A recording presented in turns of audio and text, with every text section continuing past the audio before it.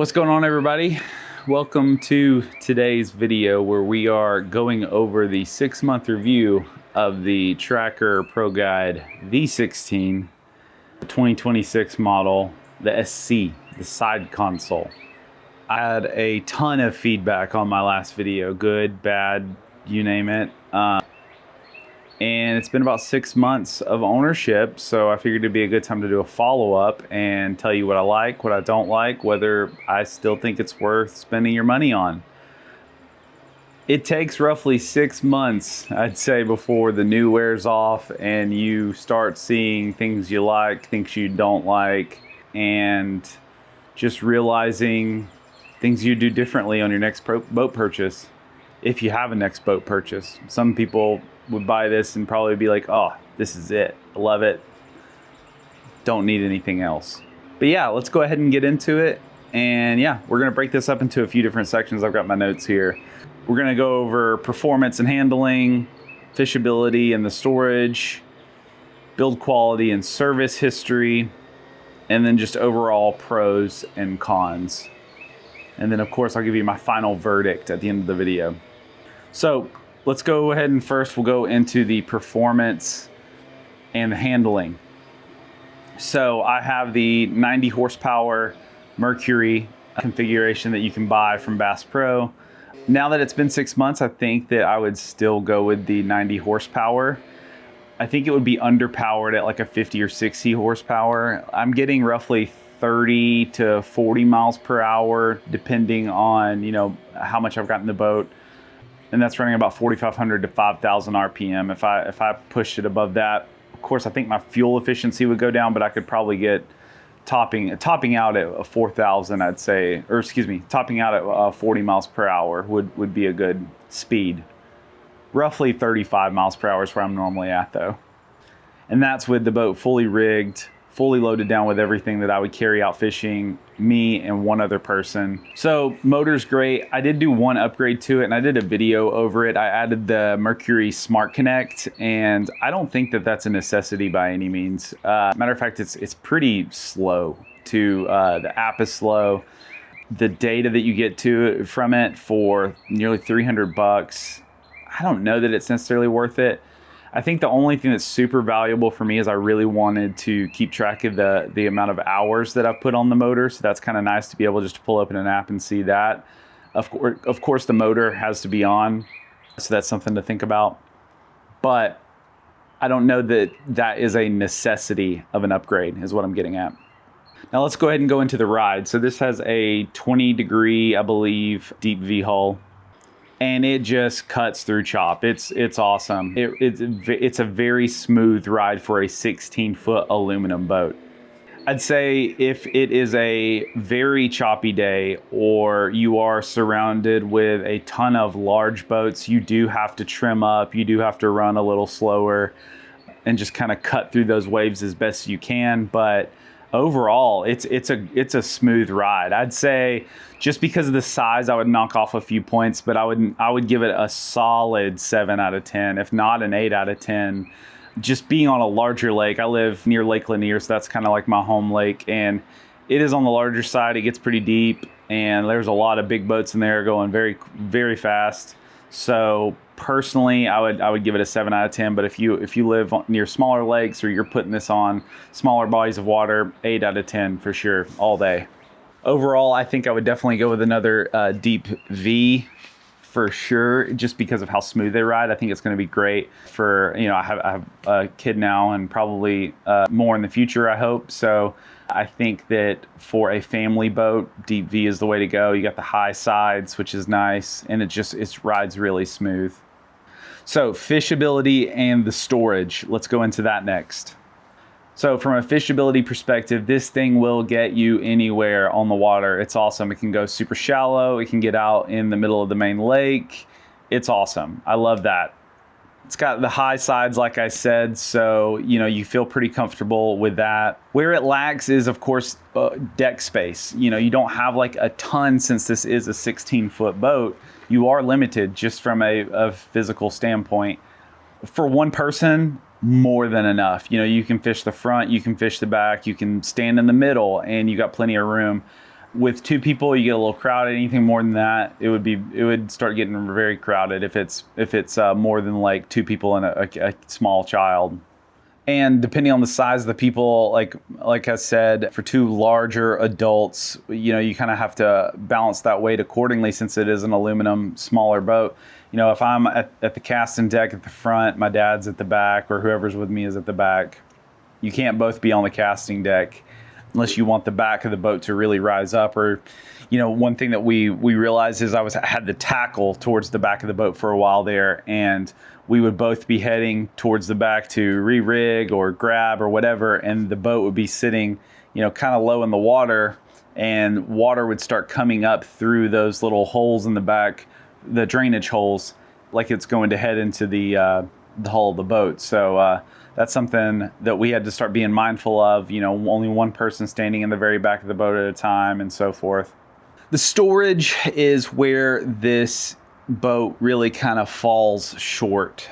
Honestly, just in general, it doesn't have a lot of storage. Even if I would say for one person, it doesn't have a lot of storage. You've got up in the casting deck, you've got 2 doors that you can open, but those really go to the one battery section. So if you're running like a bow mount trolling motor or any electronics, that's where your batteries are going to go. So you're not really going to put that much tackle up in there.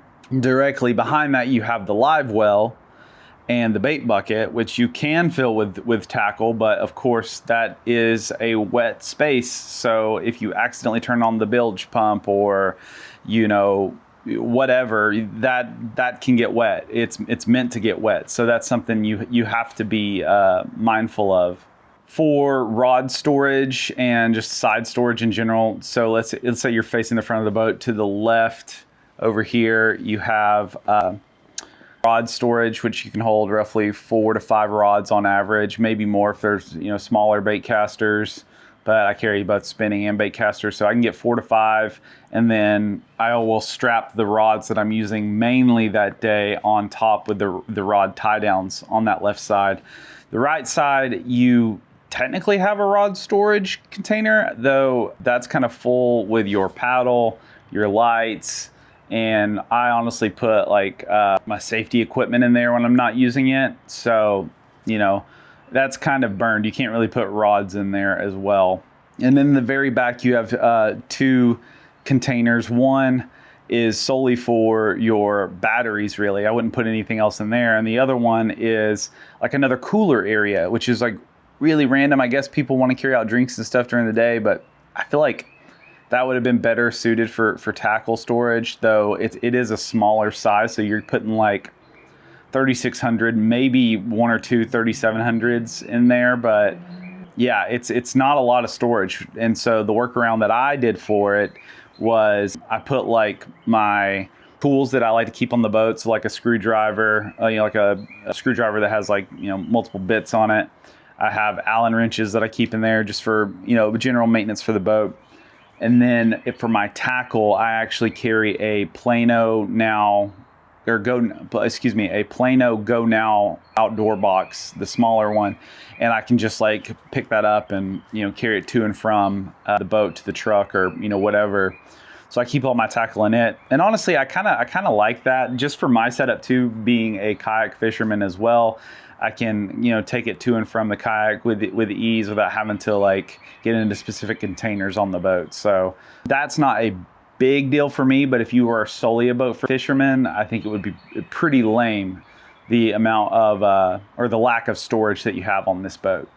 So next section, I want to talk about the build quality and the service history that I've done with it. So let's go ahead and go into service history. I think that the build quality will come up as I cover that. But so the service history specifically, I've had it into Bass Pro 2 times. One time was the initial issues that I had when I first purchased the boat, which is covered in that video. If you haven't seen that video, definitely go watch that. It was pretty crazy. But long story short, had to have the transom bolts resealed for where the motor is mounted to it. But it went well. That was all covered. The second service I had on it was an install. So I really wouldn't call that a service as much as just like a professional install. And they did a pretty good job on the install. It was expensive, of course. and probably could have done it myself. Probably will do it myself in the future now that I'm more comfortable with boat ownership and just messing around with the internals of it. Matter of fact, I actually rewired the live sonar transducer through the front of the boat. So yeah, definitely feel comfortable with it. Probably could have saved myself a few $1,000s if I, or a couple thousand, if I would have done that myself, but hindsight's 2020. So I definitely think that it's good that they offer the 5-year warranty, especially for the hull. I will say the materials that they use on the inside, like there's a lot more plastic than you would expect. The live well specifically, I think I could definitely see that warping under heat. It's just not a completely flat bottom because it is, or you know, a perfectly slanted bottom because it is plastic. So it can, you know, puddle a little more than a aluminum live well would. I would say. I haven't had any issues with the welding, though I've seen other people's boats have issue with welding. So that's something I'm going to have to keep an eye out for as far as leaks and stuff of that nature. But my hull stays dry as a bone now. No issues whatsoever. So, you know, it is only 1 year of ownership, so we'll see how it is on year 5. But, you know, that's where we are right now. I've got wrote down here the wear and tear. Aside from the initial hiccup, you know, I haven't had any issues with the finishes or anything. And honestly, it all looks brand new still. You know, I've taken care of my stuff, and, you know, I try to be careful when I'm backing it in and backing it out. So overall, you know, I haven't had any issues with cosmetics. I think everything looks pretty good still. So now let's get into the pros and cons. So pros, we're going to say it's competitively priced. They cut corners, of course, to get it to that price, but overall, I think it's a good price for a brand new boat. I don't think it's so stupid when people try to compare the price of a new boat and say, oh, you could have got a used boat for this price. Yeah, you could have, but it's also a used boat. So you need to compare apples to apples. So a new boat costs this much from this brand, a new boat costs this much from this brand, and Tracker wins when it comes to new boat pricing right now. So it's just the way it is. So I think that they're competitively priced, and that's good. Yeah, they're more expensive than they used to be, but everything's more expensive than it used to be. So compared to other boats, deep V boats in the same category as this, it is cheap. It is good. It is a lower cost version. I like that it's light and it's aluminum. That's the second point. It is easily maneuverable. I can unhitch it, put it on a trailer dolly, and get it in and out of this garage, no issue, by hand. So, you know, it's like 1,500, 2,000 pounds, not bad at all to move around. Third pro, excellent ride and speed. Like I said, it rides really well, rides really smooth, and with the 90 horsepower motor, I can get up and go 35, 40 miles an hour, and that's no problem. You know, it's a wider boat to hit those speeds for it to be a 16-foot with a 90 horsepower. And it is very fuel efficient because of it being an aluminum boat. So overall, I would definitely say it's an excellent ride, and the speed is a huge plus. That's a very strong pro. Cons, the live well plumbing. That seems to be an issue that a lot of people keep bringing up in the comments of my last video, so I'm going to call it a con in general for this boat, not necessarily for me personally, because I haven't had any issues, but it seems like if there's things that's going to go wrong with this boat, it is going to be the live well plumbing. The fittings just go bad over time. They're easy to break down. They're cheaper plastic. It's just the way it is. So I'm going to call that a con. Major con for me, and probably my number one con, would definitely be the lack of tackle storage. Though, like I said, it doesn't drive me completely insane just because I have found a solution that works for me. But I would say for the average person, that is a very big negative for this boat. And probably the biggest con that I would say for this boat in general is the lack of storage. But you can have a solution for it. And one thing I didn't bring up earlier in the video, but is a con, is the seat stands and the bases. They're bulky. They don't work very well. They are supposed to break in over time, but they're not the best. They're super wide, and they They're like the 3/4 inch or maybe 2 3/4 inch. It's definitely not 3/4 inch because it's a bigger base, but they are bulky and they are just not fun to maneuver. I will probably end up replacing those very soon.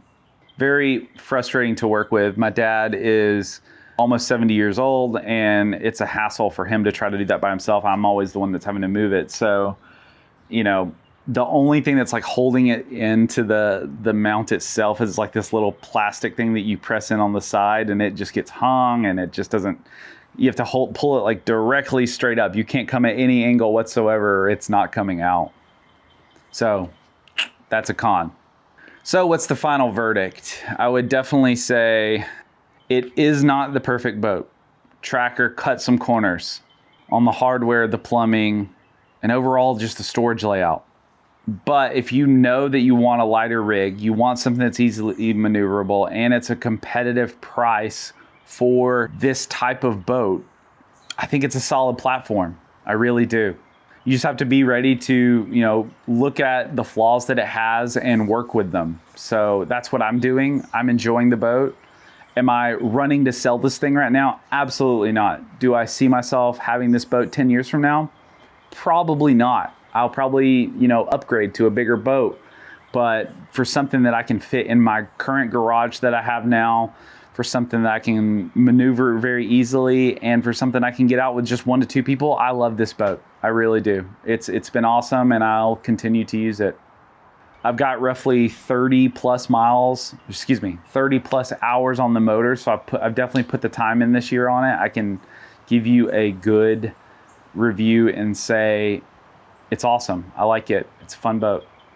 So if you want a pro guide, you are in the market for a pro guide, and you're looking at other boat options, definitely give this one a closer look and let me know what you don't like about your current boat, or what would be a deal breaker for you for this one. So thanks so much. I hope you got some value out of it. I know a lot of you subscribed to the channel from that last video, so hopefully this kind of gives you some either peace of mind or reassures you in a purchase, or deters you further. I don't know, you know, but yeah, thanks so much for watching. We'll see you next time.